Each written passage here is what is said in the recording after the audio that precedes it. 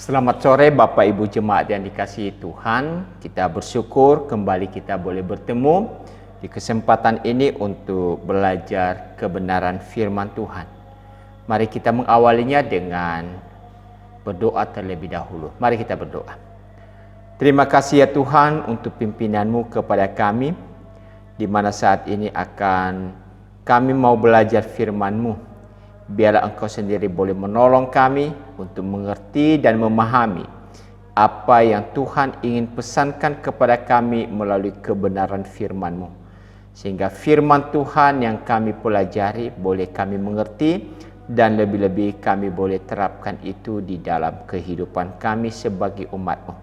Terima kasih Bapa di surga, kami menyerahkan waktu ini di dalam tangan pimpinan-Mu. Berkati hamba-Mu yang mengajarkan kami, biarlah juga hikmat bijaksana Engkau berikan. Terpujilah Tuhan Yesus, di dalam nama-Mu kami berdoa. Amin. Pada kesempatan ini kita akan belajar di dalam 1 Timotius pasal 2 ayat 1 sampai dengan ayat yang ke-7, di mana tema yang kita angkat di dalam pelajaran ini yaitu arti penting doa jemaat. Dan di dalam perikop Alkitab juga berbicara tentang mengenai doa jemaat. Kita membaca demikian firman Tuhan.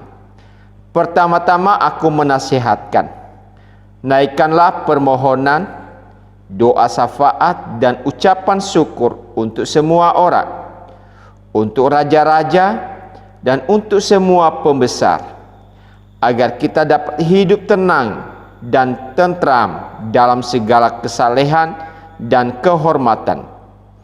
Itulah yang baik dan yang berkenan kepada Allah Juru Selamat kita, yang menghendaki supaya semua orang diselamatkan dan memperoleh pengetahuan akan kebenaran. Karena Allah itu esa, dan esa pula Dia yang menjadi pengantara antara Allah dan manusia, yaitu manusia Kristus Yesus, yang telah menyerahkan dirinya sebagai tebusan bagi semua manusia. Itu kesaksian pada waktu yang ditentukan. Untuk kesaksian itulah aku telah ditetapkan sebagai pemberita dan rasul. Yang kukatakan ini benar, aku tidak berdusta, dan sebagai pengajar orang-orang bukan Yahudi dalam iman dan kebenaran. Demikian di dalam pembahasan kita minggu yang lalu, kita telah melihat tentang satu pernyataan penting. Apakah seorang percaya kepada Tuhan, apakah dia memungkinkan untuk bermurtad atau menyangkal iman percayanya kepada Tuhan. Dan kita telah belajar bahwa kalau seseorang itu memiliki iman yang sungguh-sungguh, maka tidak mungkin ia akan meninggalkan Tuhan. Dan kalau ada orang yang meninggalkan Tuhan, itu artinya orang ini belum sungguh-sungguh percaya. Dan kalau bahasa teologis dikatakan umat ini atau orang ini belum dipilih oleh Tuhan. Dan meneruskan akan pelajaran ini, maka apa yang diajarkan oleh Rasul Paulus di dalam bagian ini adalah arti penting daripada sebuah doa yang menjadi nafas kehidupan orang percaya. Kita tahu bahwa doa adalah satu hal penting dalam kehidupan iman orang percaya. Kita tidak bisa hidup tanpa doa. Martin Luther mengibaratkan doa itu adalah nafas hidup. Artinya sesuatu hal yang menjadi ciri daripada hidup orang percaya. Tanda-tanda hidup orang percaya adalah ia berdoa. Dan kalau ada orang yang mungkin dalam kesehariannya mengabaikannya namanya doa, berarti itu juga menjadi sebuah pernyataan dan pertanyaan bagi kita. Apakah orang ini memiliki kehidupan rohani yang baik, mengenal akan kasih Tuhan, atau memang ia mengenal Tuhan dengan benar? Tetapi orang percaya yang sejati, orang percaya yang sungguh-sungguh, maka doa itu adalah sebuah nafas kehidupannya yang tidak akan ia biarkan dan tidak akan pernah ia abaikan. Doa juga diumpamakan sebagai sebuah komunikasi antara orang percaya dengan Tuhan.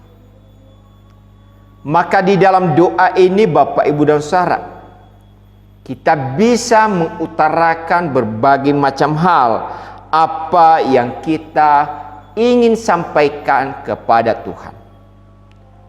Dalam Alkitab, doa senantiasa ditekankan dalam kehidupan umat Allah. Alkitab juga memberikan teladan dari orang-orang percaya dalam hal berdoa. Baik itu di dalam perjanjian lama, demikian juga di dalam perjanjian baru. Kehidupan orang beriman, kehidupan orang percaya senantiasa hidup di dalam doa. Ketika mereka menghadapi pencobaan, tokoh-tokoh di Alkitab memberikan kepada kita contoh bagaimana mereka yang percaya senantiasa membangun relasi yang dekat dengan Tuhan melalui doa-doa mereka. Abraham, bapa orang percaya, ia juga selalu menaikkan doa permohonannya kepada Tuhan.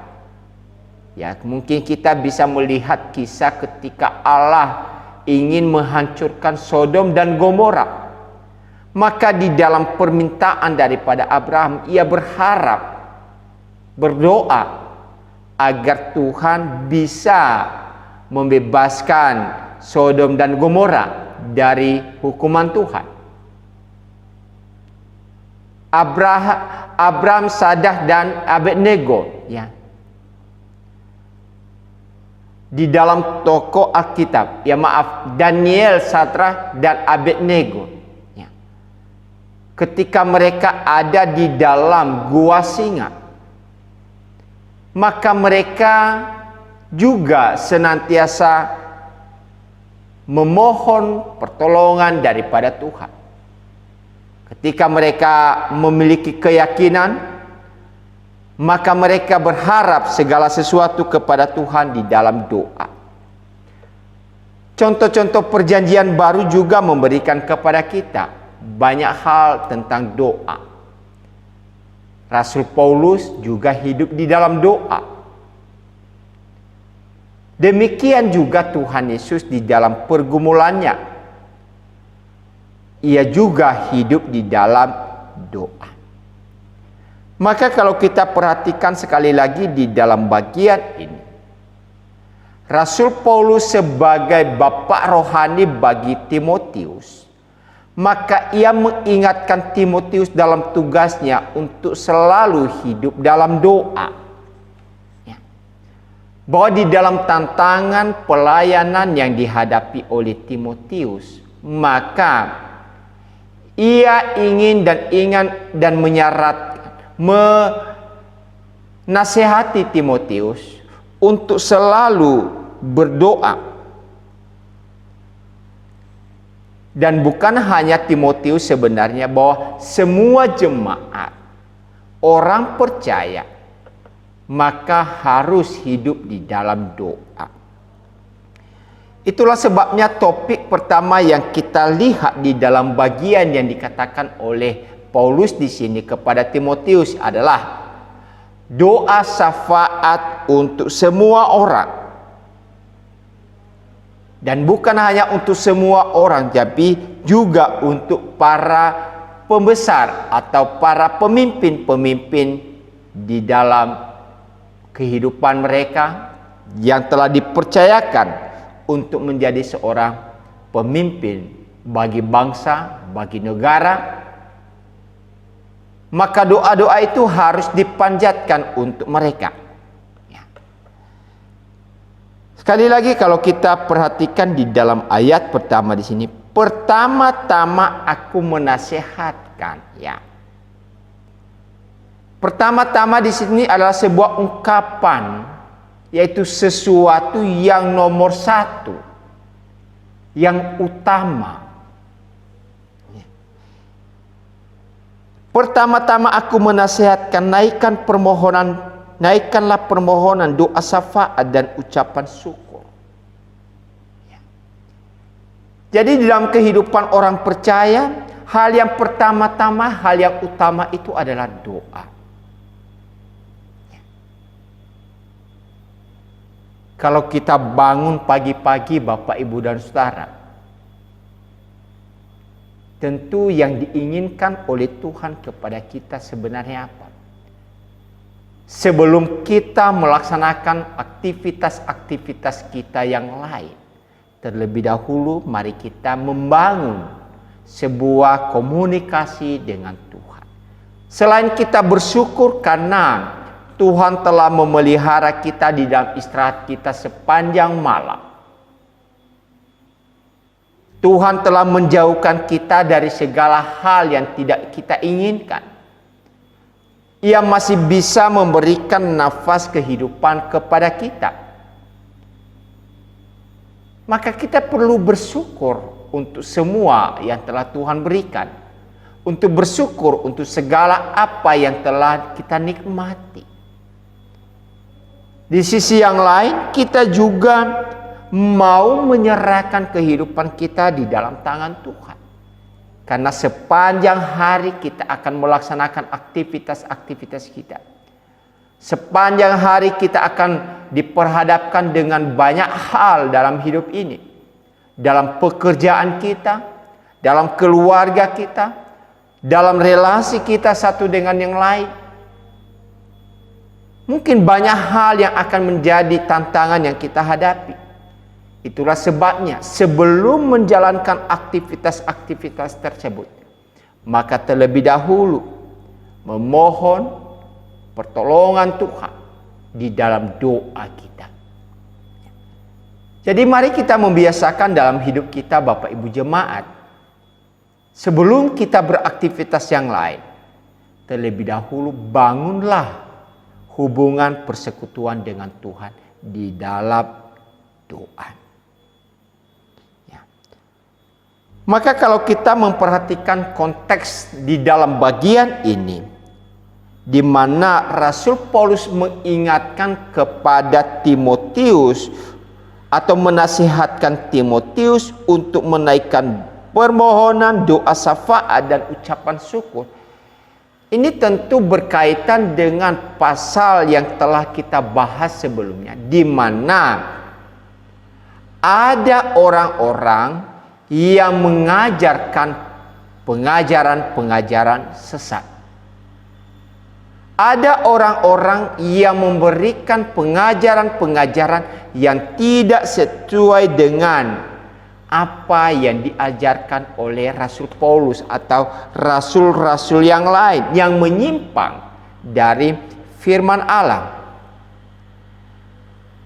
Maka sebagai pemimpin rohani bagi Timotius, sekali lagi bahwa Timotius ini adalah anak muda di dalam pengalaman-pengalaman rohani yang masih terbatas.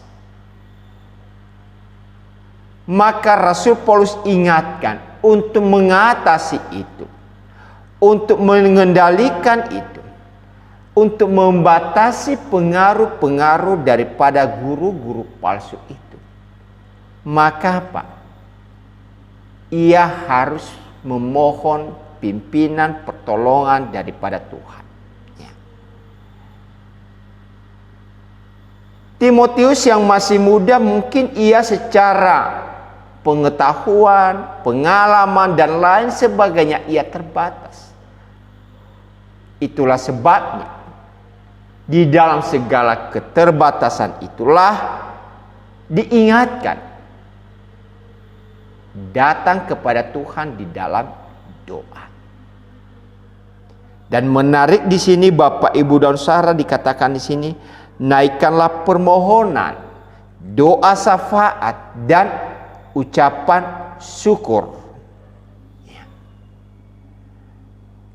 Tentu yang dimaksudkan di sini adalah bukan hanya doa untuk diri sendiri,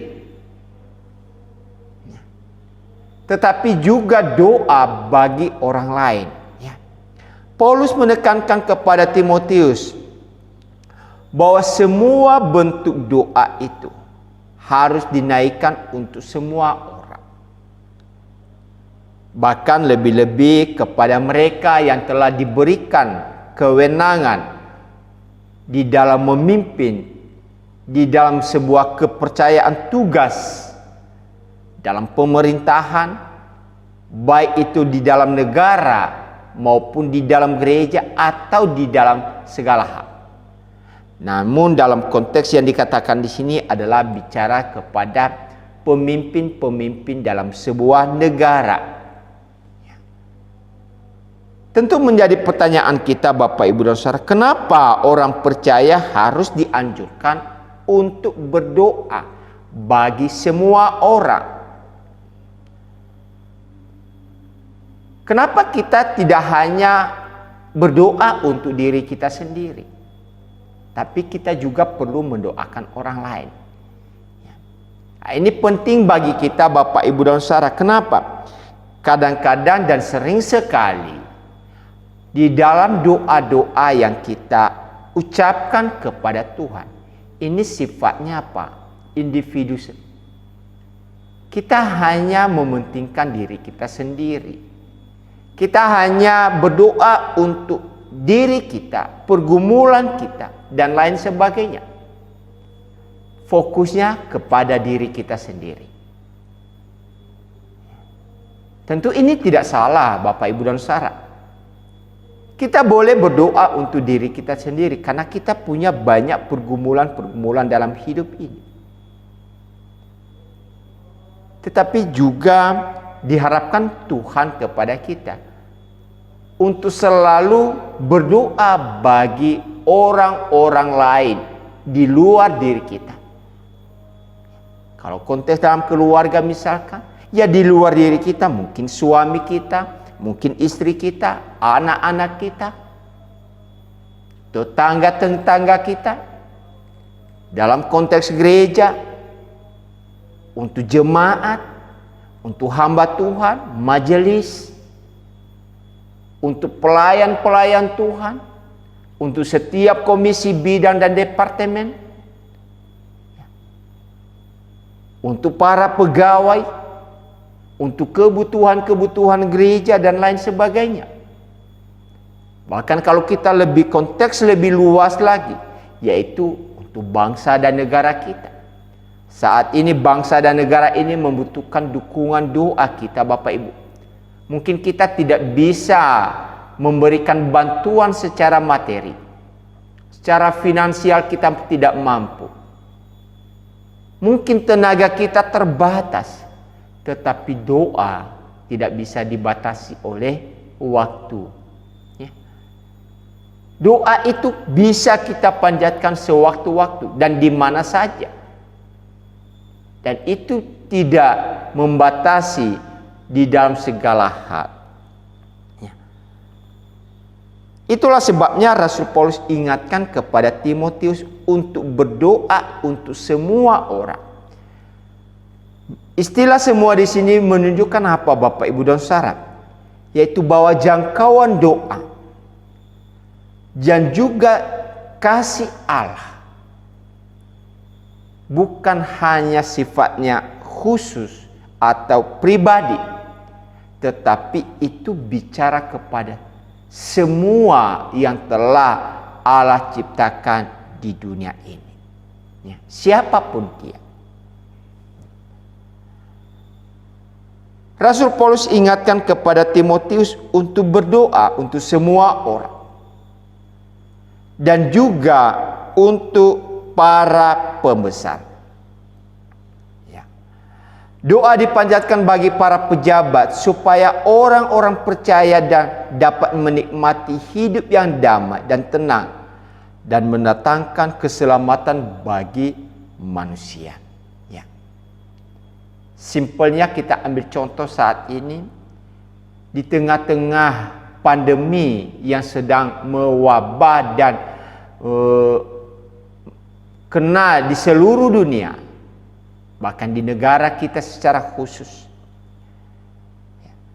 Maka kita akan berdoa kepada Tuhan, memohon pertolongan Tuhan agar pemerintah kita diberikan hikmat untuk dapat mengatasi segala hal yang berkaitan dan berhubungan dengan akibat pandemi ini. Baik di dalam kebijakan-kebijakan yang mereka ambil, maupun di dalam eksekusi yang telah ditetapkan melalui kebijakan-kebijakan mereka. Sehingga dengan demikian Bapak Ibu dan Saudara, apa yang telah mereka putuskan, mereka telah rancangkan, dan mereka perlu mengeksekusinya itu. Dan sekali lagi tujuannya juga untuk kebaikan bagi masyarakat. Kita bersyukur dengan cara pemerintah di dalam mengelola akan dampak daripada virus corona ini. Mereka telah berusaha semaksimal mungkin memberikan himbauan-himbauan apa yang harus dilakukan, sehingga kita bisa dapat menikmati hasil daripada kebijakan-kebijakan tersebut. Terbukti kita bisa mulai melaksanakan ibadah, kita mulai bisa melaksanakan aktivitas-aktivitas walaupun tidak seperti semula, tapi paling tidak ada satu perubahan-perubahan yang terjadi. Sekali lagi contoh misalkan ibadah kita di gereja, di mana di awal-awal pandemi kita tidak dan dilarang untuk beribadah untuk mengatasi tertularnya virus ini. Tapi seiring dengan waktu melalui kebijakan-kebijakan yang diambil, akhirnya apa? Persoalan ini mulai teratasi dengan pelan-pelan, sampai pada akhirnya pemerintah mengizinkan kita untuk bisa beribadah walaupun dalam batasan-batasan tertentu. Tapi itu adalah sesuatu hal yang menunjukkan betapa pentingnya peranan doa yang diucapkan, sehingga pemerintah tidak salah di dalam mengambil sebuah keputusan dalam hidup mereka yang juga akan memberikan dampak kepada umat manusia atau warga. Jadi di sini Bapak Ibu dan Saudara, kita perhatikan saran nasihat Paulus, di mana bagi Paulus maksud dan tujuan agama Kristen adalah untuk menggalakkan doa. Orang percaya harus menjadi umat pendoa. Kita baca di dalam Efesus pasal 6 ayat yang ke-18 ya. Efesus 6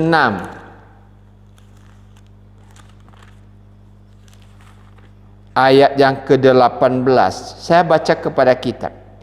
Dalam segala doa dan permohonan, berdoalah setiap waktu di dalam roh, dan berjaga-jagalah di dalam doamu itu dengan permohonan yang tak putus-putusnya untuk segala orang kudus. Ya. Jadi di sini senantiasa dinasihatkan oleh Paulus bahwa salah satu perlengkapan rohani orang percaya itu adalah doa. Berdoalah setiap waktu. Berdoalah tanpa putus-putusnya. Artinya di sini Bapak Ibu dan saya bukan berarti doa sepanjang waktu itu, sepanjang hari. tanpa henti. Bukan. Tetapi bagaimana kita menghidupi tentang doa itu dalam keseharian kita. Kita tidak membiarkan atau melupakan satu hari dalam hidup kita tanpa hidup di dalam doa. Dan saya percaya semua umat Tuhan akan melaksanakan dan telah melaksanakan dengan baik atas doa-doa ini. Tapi bagaimana dan apa yang harus kita doakan di sini? Maka disinilah Rasul Paulus ingatkan bahwa doa pertama-tama yaitu baik untuk diri kita sendiri. Tadi saya katakan bahwa ada banyak pergumulan-pergumulan yang kita alami. Ada banyak persoalan-persoalan yang kita hadapi. Tentu kita juga di dalam segala keterbatasan itu memohon pertolongan Tuhan. Namun dalam doa ini juga jangan kita hanya berfokus kepada diri kita sendiri. Tetapi bagi mereka atau orang-orang lain, saudara-saudara seiman kita, semua orang percaya, semua umat manusia, bahkan mereka yang memerlukan dan menginginkan doa-doa kita. Di sini Bapak Ibu dan Saudara, peran kita misalkan di dalam berdoa syafaat bagi jemaat-jemaat yang dalam keadaan sakit. Mungkin mereka tidak bisa mengutarakan secara langsung. Tapi harapan, keinginan supaya mereka terus didukung dalam doa pasti ada. Mereka yang pada saat ini sedang bermasalah misalkan, maka dukungan daripada umat Tuhan, saudara-saudara seiman diperlukan dalam hal ini. Supaya mereka-mereka yang sedang berhadapan dengan persoalan-persoalan itu, mereka mampu keluar dari keadaan itu. Dan kalaupun tidak bisa keluar dari persoalan itu, mereka diberikan cara oleh Tuhan bagaimana tetap kuat dalam penderitaan yang sedang dihadapi. Ya. Contoh yang saya maksudkan di sini adalah Rasul Paulus misalkan. Dia menderita yang dikatakan di dalam Alkitab yaitu duri dalam daging. Dan ia memohon kepada Tuhan agar persoalan itu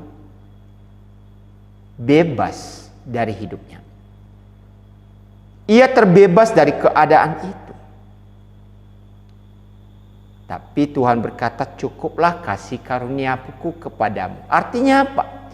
Memang Paulus tidak dibebaskan dari keadaan itu. Tapi Tuhan memberikan dia kekuatan untuk bisa menjalani, untuk bisa melewati keadaan-keadaan yang sedang ia hadapi. Ya. Mungkin juga kita yang berdoa dibebaskan oleh Tuhan. Maka itulah sebabnya di dalam bagian ini tadi dikatakan, jangan lupa untuk ucapan syukur. Berdoa dengan ucapan syukur. Kadang-kadang di dalam pergumulan hidup kita, kita berdoa kepada Tuhan dan Tuhan telah menjawab kita. Tapi akhirnya kita lupa akan pertolongan Tuhan. Kita lupa akan campur tangan Tuhan dalam persoalan ini, dalam persoalan yang kita hadapi. Nah, tentu hal ini tidak benar Bapak Ibu dan Saudara. Tuhan inginkan kepada kita, baik di dalam keadaan kita sedang berhadapan dalam persoalan, maupun kita telah dibebaskan daripada persoalan, atau kita memang tidak bebaskan dari persoalan itu, tapi kita diberikan kekuatan untuk bisa menghadapinya, maka itu tidak lepas daripada bagaimana kita memohon kepada Tuhan dalam doa-doa kita. Jadi sekali lagi di dalam bagian ajaran firman Tuhan ini, bahwa doa itu adalah sesuatu yang sangat penting dalam hidup kita. Kalau di gereja kita ada program doa bersama jemaat, walaupun itu secara live streaming online, dan ada juga yang ada di dalam mengikuti secara tatap muka di gereja, baik itu hari Rabu pagi maupun hari Kamis sore. Maka kita bisa meluangkan waktu untuk datang kepada Tuhan di dalam doa. Jadi di sini kita bisa melihat Bapak Ibu dan Saudara, kita dapat menghabiskan banyak waktu sebenarnya di dalam doa. Dulu sebelum saya bisa memahami tentang doa itu lebih baik, maka doa itu hanya sebuah laporan, saya katakan dalam istilah ini laporan. Tuhan, terima kasih Engkau telah menyertai sepanjang hari ini, dan malam ini serahkan hidupku untuk dipimpin oleh Tuhan. Amin. Padahal Tuhan menginginkan kepada kita untuk apa? Untuk memohon segala sesuatu secara terperinci di hadapan Tuhan. Beberapa waktu yang lalu dalam sebuah kelas, mahasiswa bertanya kepada saya, kenapa perlu kita rinci doa itu? Maka saya sampaikan, saya berikan perumpamaan sebagaimana orang tua dengan anak. Pasti orang tua tahu kebutuhan anaknya, apa yang diperlukan oleh anaknya. Tapi ia juga berharap anak yang baik untuk memohon apa yang merupakan permintaannya kepada orang tua. Dan itu tidak bisa disampaikan secara global, terperinci, satu persatu. Bukan dalam arti ini Bapak Ibu dan Saudara, Tuhan itu tidak tahu apa yang kita butuhkan. Tetapi kita, apa yang menjadi pergumulan hidup kita, apa yang menjadi persoalan kita, kita utarakan kepada Tuhan. Apalagi ketika kita berdoa untuk hal-hal yang lain. Itulah sebabnya di dalam doa-doa syafaat itu, pokok doa itu begitu banyak Bapak Ibu dan Saudara. Dan itu kita bisa menghabiskan banyak waktu. Tanpa terasa kita bisa berdoa 1 jam seperti kalau hari Kamis. Ketika kita berdoa dengan pokok-pokok doa seperti ini, apa yang kita doakan, satu persatu kita sampaikan kepada Tuhan. Baik doa untuk gereja, ucapan syukur karena gereja telah dipelihara oleh Tuhan.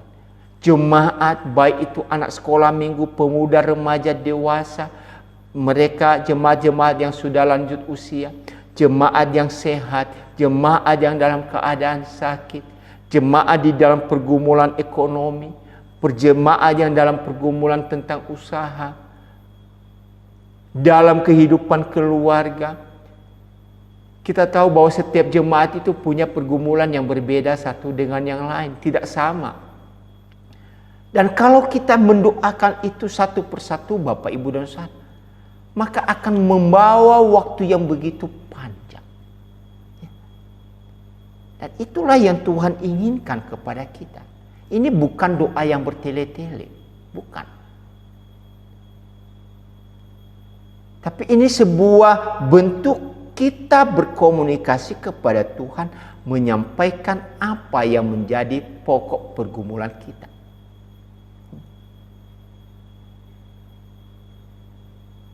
Itulah sebabnya di dalam doa waktu itu sebenarnya tidak terasa. Kita bisa menghabiskan banyak waktu. di dalam doa. Kenapa? Di dalam doa-doa ini ada banyak hal yang kita perlu sampaikan kepada Tuhan. Itulah sebabnya di dalam doa jemaat yang dalam doa syafaat yang disampaikan di sini, berdoa untuk semua orang. Berdoa untuk setiap pergumulan setiap orang. Berdoa untuk mereka yang saat ini sedang berhadapan dengan keadaan-keadaan yang kurang baik dalam hidup mereka. Selain itu, apa yang dianjurkan juga di sini katakan oleh Paulus kepada Timotius, kamu juga jemaat juga berdoa untuk raja, untuk raja-raja dan untuk semua pembesar.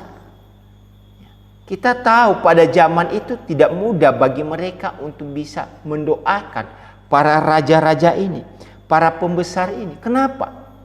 Karena mereka-mereka inilah yang senantiasa memusuhi tentang kekristenan.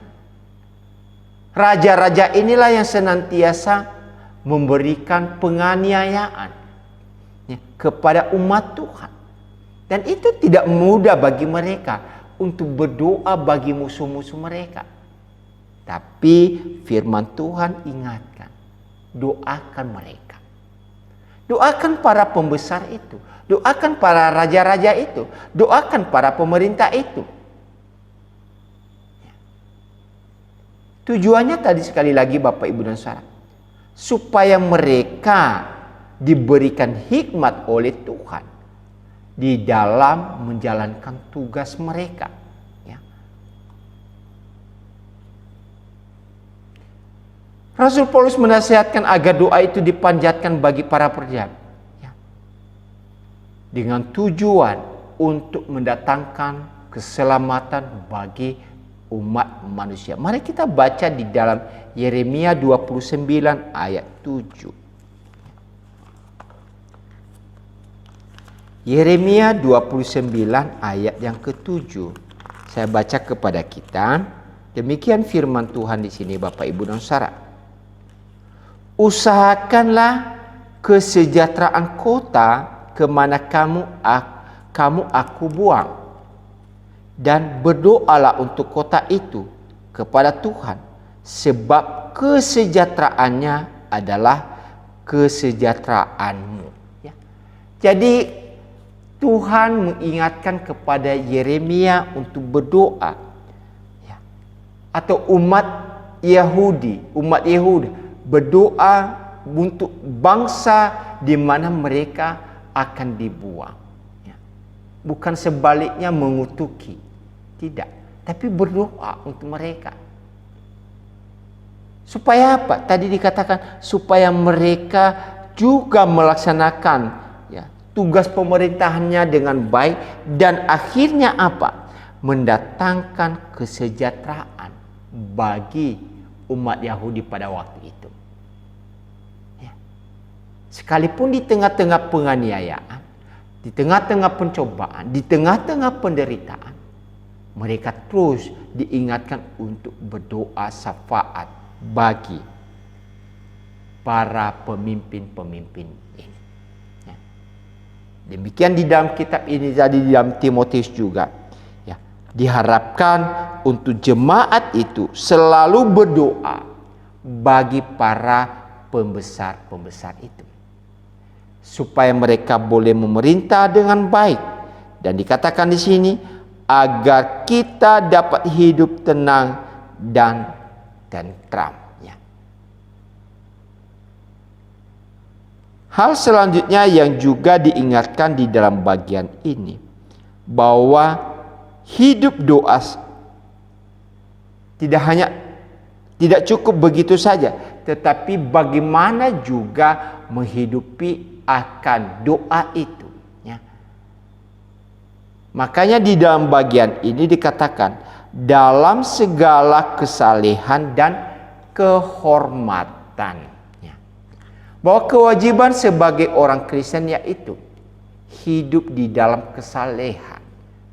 Nah, kesalehan di dalam bagian ini Bapak Ibu dan Saudara adalah bicara tentang sistem penyembahan kepada Allah yang benar. Bagaimana mereka bisa memberikan teladan yang baik, contoh yang baik di dalam hidup kesalehan mereka, di dalam ibadah mereka kepada Tuhan, di dalam pemenyembahan mereka kepada Allah yang benar.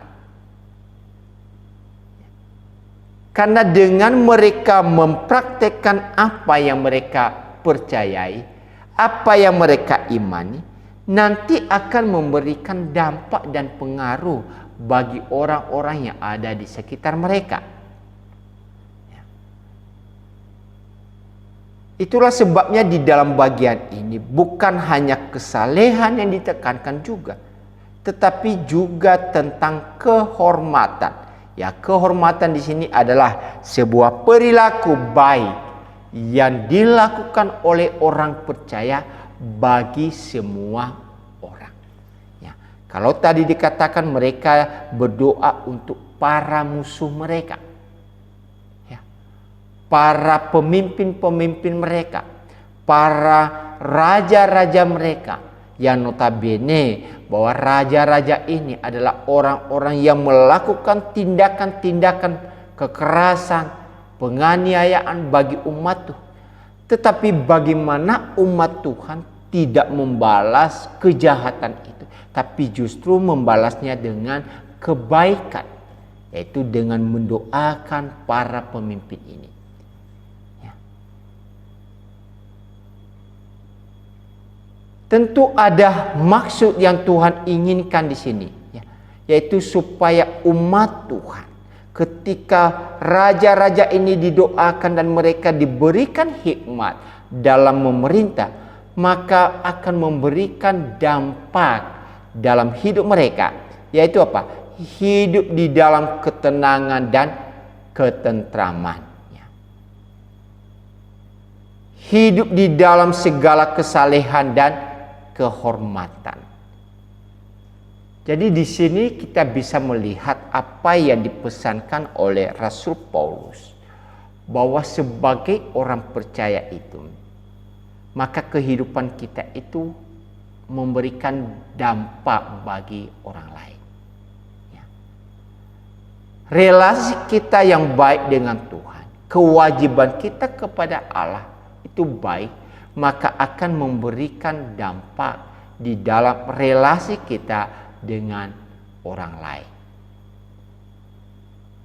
Hal-hal ini nanti disampaikan oleh Paulus di dalam hal ini.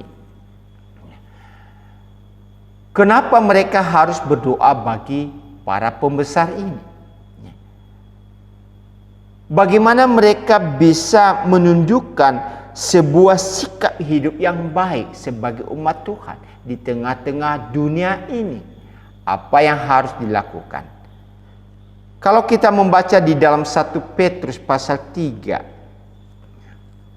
1 Petrus pasal 3 ayat 10 sampai dengan 11. Siapa yang mau mencintai hidup dan mau melihat hari-hari baik, ia harus menjaga lidahnya terhadap yang jahat dan bibirnya terhadap ucapan-ucapan yang menipu. Ia harus menjauhi yang jahat dan melakukan yang baik. Ia harus mencari pendamaian dan berusaha mendapatkannya. Ya. Ini sebenarnya kita sudah pelajari di dalam konteks belajar kitab 1 Petrus beberapa waktu yang lalu. Ya. Di mana ketika kita melakukan hal-hal yang baik dalam hidup kita, maka kita juga akan mendapatkan balasan-balasan yang baik. Jadi ketika orang percaya melakukan hal yang baik, maka itu akan menjadi pengamatan-pengamatan orang-orang lain. Sehingga mereka melihat kehidupan kita yang berbeda. Dan akhirnya apa? Bukan saja mereka melihat kita adalah baik, tapi juga membawa mereka di dalam pengenalan akan Allah. Nah, inilah yang dimaksudkan oleh Rasul Paulus kepada Timotius, bahwa ketika orang-orang percaya itu mau berdoa syafaat bagi orang-orang lain, maka paling tidak ini memberikan pengaruh bagi mereka. Yaitu apa? Mereka bisa mengenal Sang Juru Selamat yang kita sembah dan kita kenal. Ya, alasan yang diberikan Paulus adalah karena itulah yang baik dan yang berkenan kepada Allah Juru Selamat kita.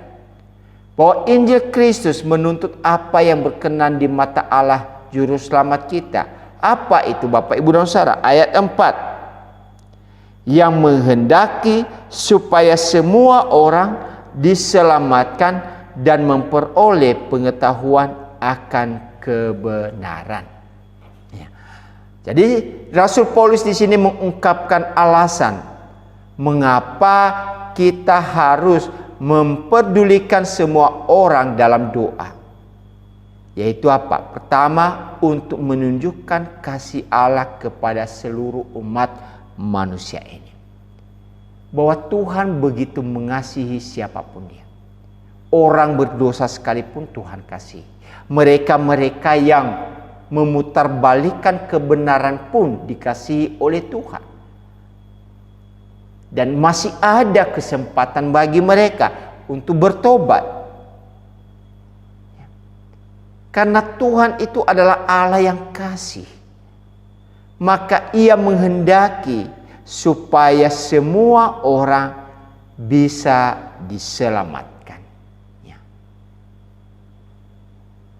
Kehendak Tuhan bahwa orang-orang yang Ia telah ciptakan, maka mereka bisa mendapatkan anugerah keselamatan. Tentu dalam hal ini Bapak Ibu dan Saudara, ya, anugerah keselamatan yang Tuhan inginkan, dan itu harus sesuai dengan apa yang telah ditetapkan dan dirancang oleh Tuhan.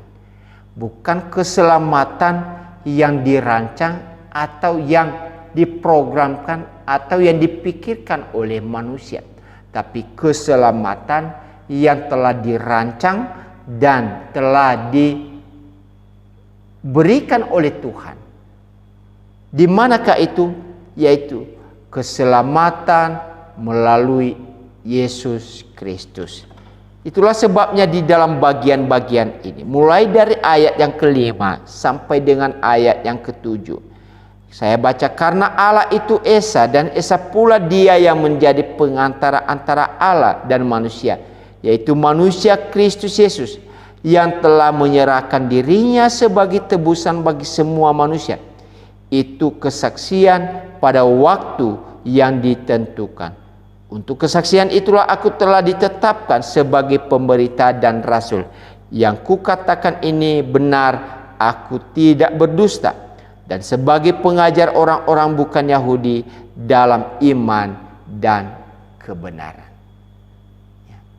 Jadi dalam bagian ini, ketika umat Tuhan didorong untuk berdoa syafaat bagi umat yang lain, bagi semua orang, bagi pejabat-pejabat, bagi pemerintah, siapapun mereka, mereka yang menganiaya sekalipun, mereka yang tidak mengenal Tuhan sekalipun, yang melakukan tindakan kejahatan sekalipun, firman Tuhan yang disampaikan oleh Rasul Paulus kepada Timotius mengingatkan setiap orang percaya untuk bersyafaat bagi mereka, berdoa bagi mereka.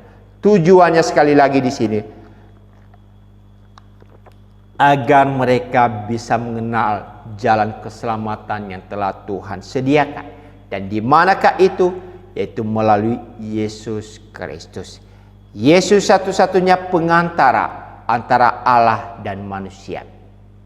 Tidak ada pendamai yang telah disediakan Allah selain daripada Yesus Kristus. Yesus menempatkan diri sebagai pengantara antara Allah dan manusia. Dan dengan cara apa Ia menjadi seorang pengantara? Yaitu dengan pengorbanannya di atas kayu salib.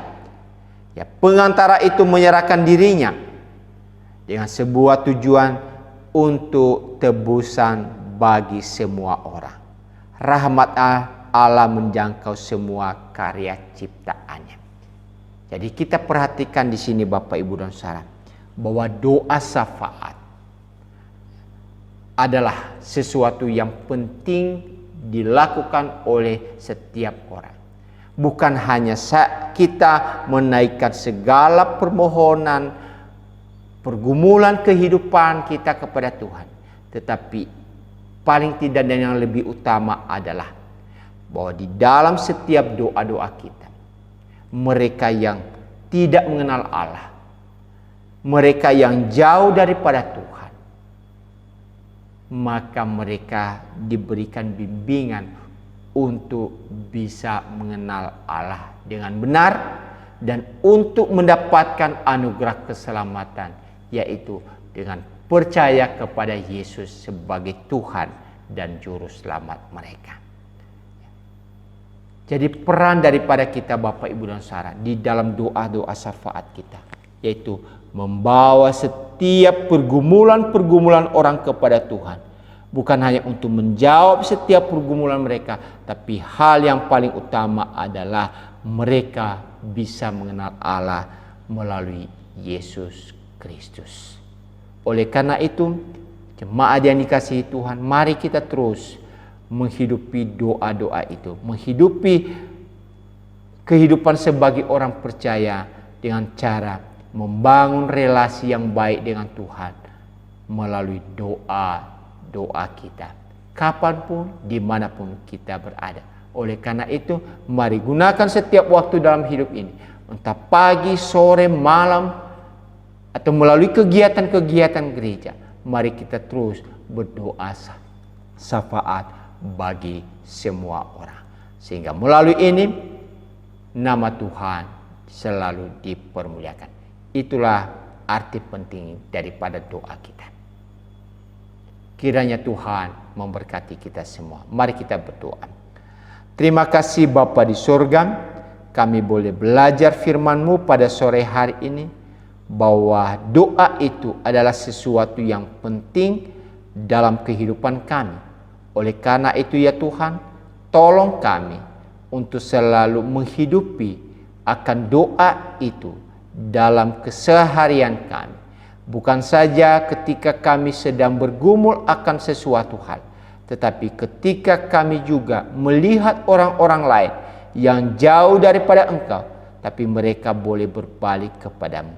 Itulah sebabnya Tuhan, Engkau ingatkan kami untuk berdoa bagi mereka. Mungkin kami tidak bisa berkata-kata kepada mereka. Mungkin kami tidak memiliki kemampuan untuk memberitakan Injil melalui ucapan bibir kami. Tetapi melalui doa kami, Engkau tahu dan itu akan menjangkau mereka. Terima kasih Bapa di surga untuk apa yang telah kami pelajari pada saat ini. Biarlah itu kami boleh terapkan dalam kehidupan kami. Di dalam nama Tuhan Yesus kami berdoa. Amin. Terima kasih Bapak Ibu jemaat yang dikasihi Tuhan. Kiranya Tuhan selalu menolong, menyertai dan memimpin hidup kita. Amin. Sampai bertemu di minggu yang akan datang.